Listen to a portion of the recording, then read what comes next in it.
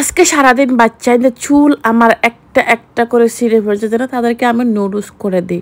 আজকে ছিল শুক্রবার মানি তাদেরকে বাহিরে নেওয়া যাওয়ার কথা থাকে, কিন্তু আসলে কি করব, সময় আর সব কিছু মিলিয়ে ওদেরকে বাহিরে নিতে পারি নাই আজকে।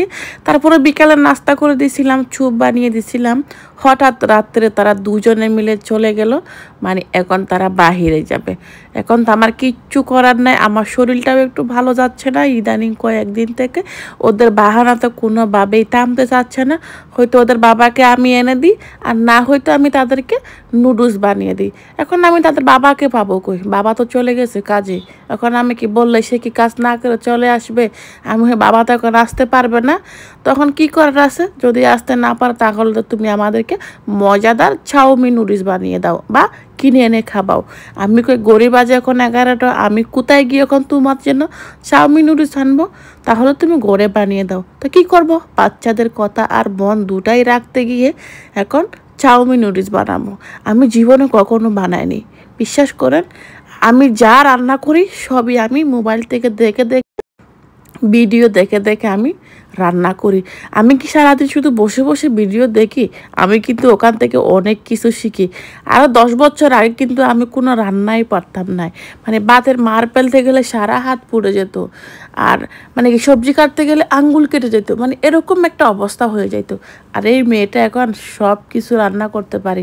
জীবনে চেষ্টা করবেন, চেষ্টা করলে কিন্তু সফলতা অবশ্যই পেয়ে যাবেন। আর সফলতা কিন্তু এমনি এমনি চলে আসে না। আপনি অনেক অনেক কাজ করার পরে কিন্তু অনেক ধৈর্য, কাজ, পরিশ্রম দিয়ে কিন্তু আপনাকে সফলতাগুলো অর্জন করতে হবে। তো কী করবো, নুডলস করতে গিয়ে কিন্তু বাসার মধ্যে কত কিছু নাই ফ্রিজের মধ্যে। ওমা, আমি এই যে যারা রেসিপি দেন না, সবাই আগে থেকে বলে দিবেন মানে কি কি লাগবে, ঠিক আছে? যখন রান্না করতে যাই ওটা লাগবে, ওটা লাগবে, ওটা লাগবে, তো এগুলো তো আমার বাসায় নেই। এখন কি করব, এর ভিতরে নিচে একটা দূর মেরে চলে গেছি পাতাকপি আর হচ্ছে ক্যাপসিকাম আনার জন্য। আমার কাছে সবুজটা ছিল, একটা লাল কালার ক্যাপসিকাম আনার জন্য আমি নিচে দূরে চলে গিয়ে আবার ক্যাপসিকাম নিয়ে আসলাম আর পাতাকপি নিয়ে আসলাম। এর ভিতরে তো বাচ্চারা তো হাউ মাউ কান্নাকাটি করে দিছে, তাদের আর মন বসবে না।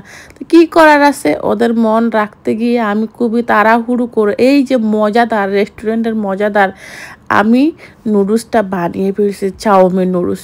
এটা যে খেতে কত পরিমাণ মজা হয়েছে, নিজের খাবার নিজেকে কিন্তু মাঝে মধ্যে ফিদা হয়ে যায়। এই যে আমার মেচুলার মধ্যেই বসে আছে, ও কোনোভাবে কিচেন থেকে বের হবে না। এদিকে নুডলস দিচ্ছি আর চাচ্ছে, এদিকে নুডলস দিচ্ছে আর ওদিকেও চাচ্ছে, মানে তাকে আমি চুলা থেকে নামিয়ে যেন তাড়াতাড়ি করে দিয়ে দিই। তো কী করার আছে। আর আলহামদুলিল্লাহ অত বেশি মজার ছিল এই নুডলসটা, আমার খুবই খুবই মজার। কিন্তু আমি যে এত সুন্দর করে নুডলস বানাতে পারি সেটা আমি কখনো বিশ্বাস করতে পারি না। খুবই মজাদার ছিল। আপনারাও চাইলে নিজেরা ট্রাই করতে পারেন। আর শিখার কোনো শেষ নাই, তো যতই দেখবেন ততই শিখবেন জীবনে। কষ্টের পরে কিন্তু সফলতা। ভালো থাকবেন সবাই, আজকের মতো বিদায় নিচ্ছি।